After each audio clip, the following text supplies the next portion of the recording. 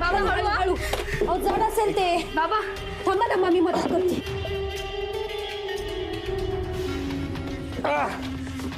हळू हळू.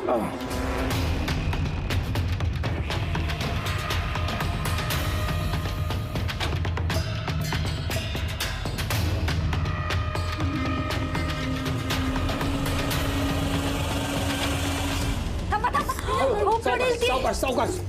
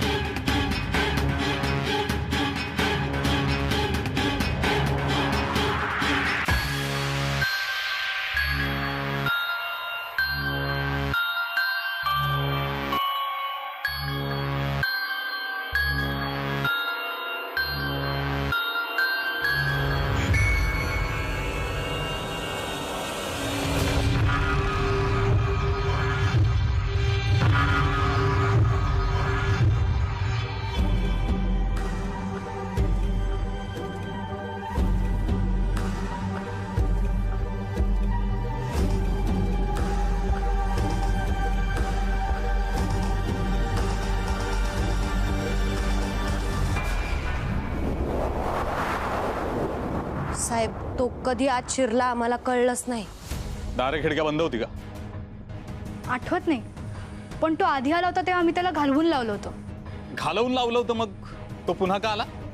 आता ते आम्ही कसं सांगू? ठीक आहे, तू सांग, तुला काय माहिती? साहेब अहो तिला यातलं कसं माहिती असणार? ती लहान आहे अजून. न कळायला काय झालं? तुम्ही दोघींनी त्याला हाकलून लावलं होतं ना? हो, मग एक माणूस घरात शिरतो हे कळलं कसं नाही तुम्हाला? कळलं नाही कोणालाच, काय? आणि कळणार पण नाही. तारा तू जरा शांत राहा. साहेब अहो खरंच आम्हाला माहिती नाही तो कसा आणि कधी आत शिरला. हा आता आम्ही महाजनांना पोलीस स्टेशन मध्ये भेटायला गेलो तेव्हा तो आत आला असेल तर माहिती नाही. घर बंद नव्हतं का केलं? तारामावशी होती घरी. तुम्हाला काय माहिती आहे? नाही, काही नाही. बर, ती जागा जिथे त्याची बॉडी सापडली तिथे जायचे किती रस्ते? अशी जागा आहे हेच आम्हाला माहित नव्हतं. आम्हालाच आत्ता कळलं. याच घरात राहता ना, मग माहित कसं नाही? अहो साहेब आम्हाला खरंच माहित नव्हतं. अनंत महाजनांना तरी ती जागा माहिती आहे का? चंद्रविलास खरंच खूप डेंजर आहे, कधी काय होईल सांगता येणार नाही. हो हो.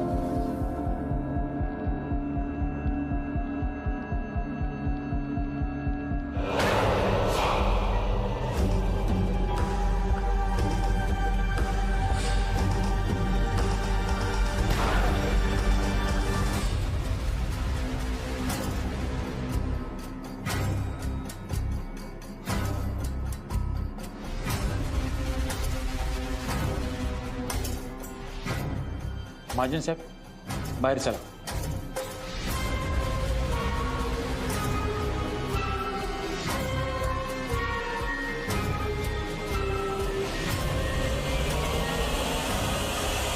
साहेब आम्ही 3दा सांगून झालंय की आम्हाला काहीच माहिती नाहीये. हे बघा तुम्ही शांत राहा. आम्ही 3दा विचारू नाही तर 30 वेळा. तुम्ही सहकार्य करा. आम्ही तुमच्या सगळ्या प्रश्नांची उत्तरं देतोय. बर, तुम्ही त्याला इथे कुठे शेवटचं वाड्यातच पाहिलंय का?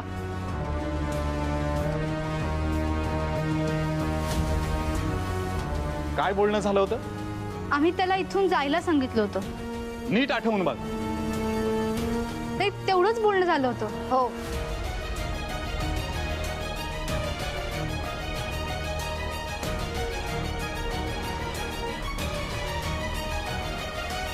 तुम्हाला सुद्धा त्या तळघराबद्दल माहित नव्हतं का? अहो मलाच काय कोणालाच माहिती नव्हतं. अहो ही तारा इतकी वर्ष काम करते आमच्याकडे, हिला पण माहिती नाहीये.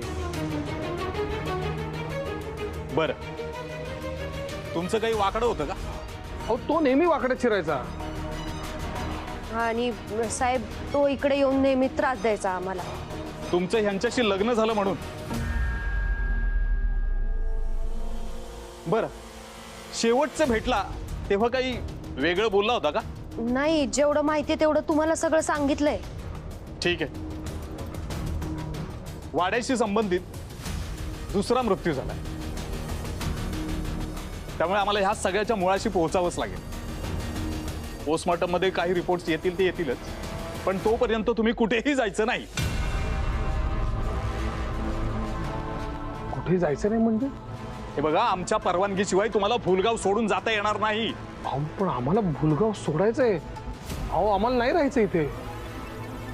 तपास पूर्ण होऊ दे, बघ बघू. अहो साहेब असं काय करताय? अहो माझ्या मुलीचं शिक्षण आहे.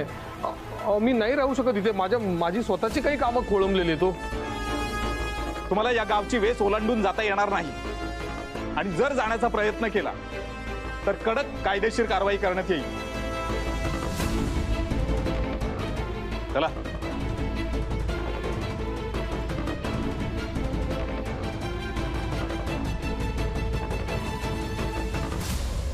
मालकीनबाई, काळजी करायची नसती. आता सगळं चांगलं होणार आहे. चांगलं व्हायला सुरुवात झाली आता. तारा तू जरा गप्प बसशील का? विभावरी, शर्वरी, तुम्ही घाबरू नका. बाबा हे सगळं कसं झालं? आता कसं झालं, काय झालं याचा आपण विचार नको करायला. पोलीस शोधून काढतील ते. चला आपण आज जाऊया. चला. या विभागाचं तर ना खाली मुंडी आणि पाताळ दुंडी अशी गत आहे. काय म्हणालात? माझ्या थांबा नाही तुम्ही. नाही नाही, थांबा ना तुम्ही. काय म्हणालात तुम्ही? हा, इथे काय तमाशा बघायला आले तुम्ही लोक? आमच्यावरती काय प्रसंग ओढवलाय तुम्हाला माहितीये? काही माहिती नाही, काही नाही, आणि उगाच तर्क वितर्क करता आमच्याबद्दल. लाज नाही वाटत तुम्हाला? निघा इथनं. आम्ही आमच्या मनाचं नाही बोलत, अख्खं गाव हेच बोलतंय. अहो गावाला काय बोलायचं ते बोलू द्या ना. तुम्ही कशाला बोलता? दुसऱ्याबद्दल बोलताना तुम्हाला काय वाटत नाही का हो? दुसऱ्याबद्दल बोलताना, चारित्र्य हनन करताना आधी 100दा विचार करत जा आणि मग बोलत जा. आणि आम्ही काही केलेलं नाहीये. तुम्हाला काय सांगतोय काय माहिती. काय घेणे माझं तुमच्याशी काही नाही. चला निघायत ना. चला रे, यांचा काय भरोसा नाही. पाड्यामध्ये जाऊन आपलाही मुर्दा पाडतील. चला चला काय म्हणलं? इकडे, चला इकडे, चला. हा, इकडे इकडे दाखवतो तुला. बाबा तू चल आज, चल प्लीज, चल चल लगेच चल. चल. या.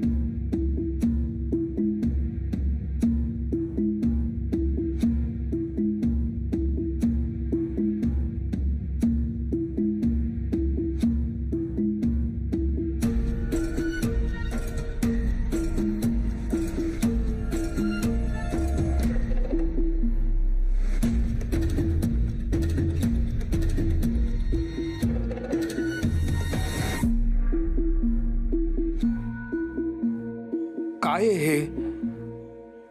मूर्तीचा तुकडा आहे का? कुठला देव, कुठली प्राचीन खूण? नक्की काय आहे हे? आई आणि शशिकांतच्या मृत्यूचा आणि या मूर्तीचा काय संबंध आहे?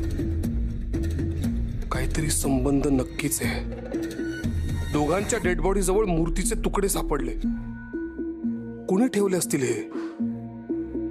पोलिसांच्या ताब्यात देऊ का?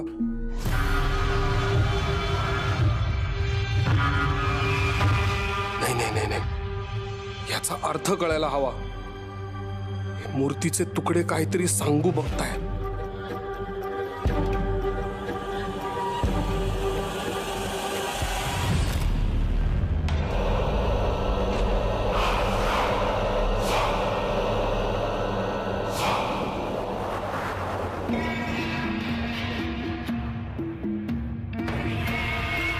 सरकार, मूर्ती पूर्ण झाली मूर्ती.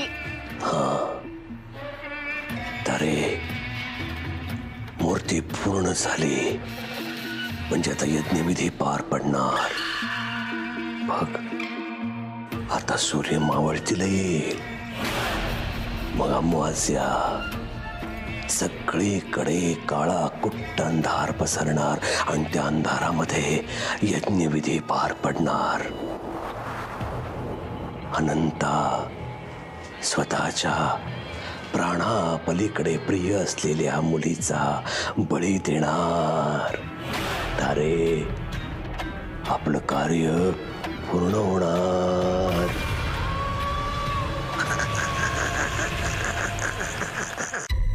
शर्वरी, शर्वरी, काय झालं? ये ये बस इकडे. खाऊन घे. नाही नाही, मला खायला नकोय. खाण्यापिण्याच्या बाबतीत मी काही एक ऐकून घेणार नाही आहे तुझं. तुला माझ्यावर रागवायचं तर रागव, बोलणं टाकून द्यायचं तर ते सुद्धा करू शकतेस तू, पण खाऊन घे. मला खरंच नकोय, मला भूकच नाहीये. भूक नसायला काय झालंय ग? पोटात अन्नाचा कण नाहीये तुझ्या, आजारी पडायचंय का? इथं मी आहे तरी, तिथं मुंबईत गेल्यावर कोण असणार आहे? आणि तूच म्हणतेस ना तुला तुझ्या बाबाला सांभाळायचंय, हे असं सांभाळणार आहेस? मला कळतंय या सगळ्या गोष्टींचा खूप त्रास होतोय तुला, पण नको विचार करूच जास्त. असं वाटतंय सगळं हातून निष्ठच चाललंय. असं का बोलतेस? मग काय बोलू? मी चंद्रविलास मध्ये आले ते नाना आजोबांसाठी आणि बाबाचा पास समजून घेण्यासाठी, पण इथे सगळं वेगळंच घडतंय. नाना आजोबा गेले, मग उषा आजी गेल्या. शर्वरी, आता झालेल्या घटना आपण बदलू शकणार आहोत का? त्याचा नको जास्त विचार करू. त्यापेक्षा तू असा विचार कर की नाना आजोबा आजी इथंच आहेत तुझ्या आजूबाजूला, तुला बघतायत. पण हे काय येऊन बसलं? मला बाबा आणि मी एवढंच नातं माहिती होतं. इथे मला 2 नवीन नाती मिळाली, पण त्यांच्याबरोबर फार वेळ घालवायला नाही मिळाला. मला कळतंय तुझं मन. एक विचारू? आजी आजोबा आले माझ्या आयुष्यात, मग तुमच्याशी माझं नातं काय? मी तुमच्याशी कुठलं नातं जोडू? तुम्ही खूप केलंय माझ्यासाठी आणि बाबासाठी पण आता हे सगळं कुठे चाललंय काय माहिती.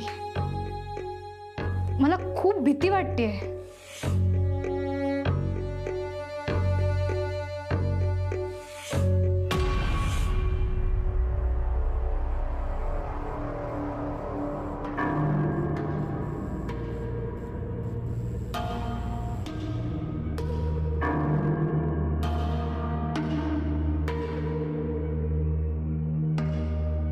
हो, भीती वाटते या चंद्रविलासची. आधी नानांशी पुन्हा नातं जोडण्याची भीती वाटत होती, नंतर त्यांच्या मरणाचं स्वप्न पडलं. जे स्वप्नात दिसलं तसंच घडलं.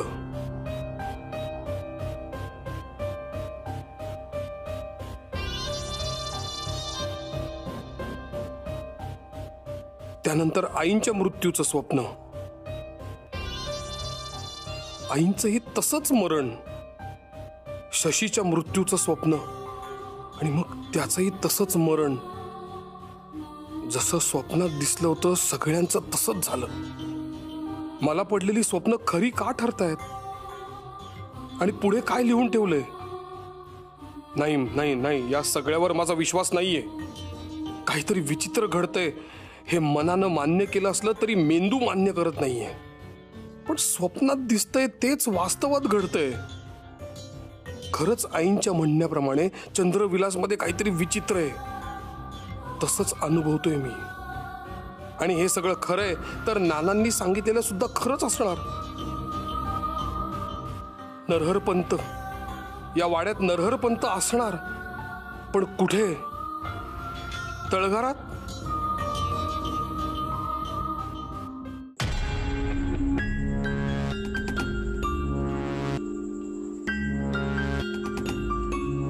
नरहरपंत, नरहरपंत, कोण आहेस तू? कुठेस? काय हवंय तुला? बोल. नरहरपंत,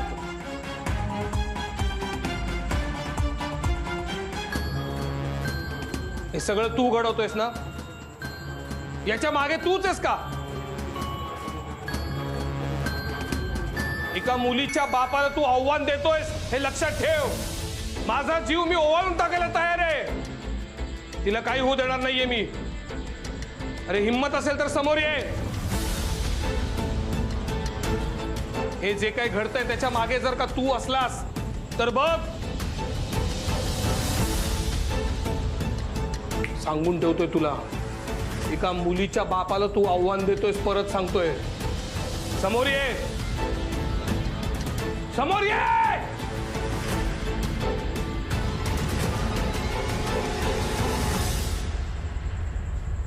माझी शरू, माझी शरू एवढीशी होती, एवढीशी होती माझी शरू. त्या दिवशी तिला खूप लागलं, खूप दुखलं तिला. तेव्हा अख्खी रात्र मी झोपलो नाही. तिच्या बाजूला बसून राहिलो, तिच्याकडे बघत. दुसऱ्या दिवशी मी अखंड तिच्या सोबत होतो. तिची सावली होतो मी, सावली. तिला कसं काय होऊ देईन मी काही? माझ्या शरूला मी तळहाताच्या फोडासारखं जपलंय. मी तिची आई आहे, मी तिचा बाबा आहे, मी तिचा मित्र आहे, मी तिचा सगळं काही आहे. माझ्या शरूला मी कसं काय काही होऊ देईन? नरहरपंत, ओळख ना, ओळख ना, अनंत महाजन आलाय. बोल, ये. अरे ये ना, समोर ये. हिम्मत असेल तर समोर ये. हा अनंत महाजन त्याच्या मुलीसाठी ढाल बनून राहील. समोर ये, हिम्मत असेल तर ये. समोर ये, मी इथं उभा आहे. ये.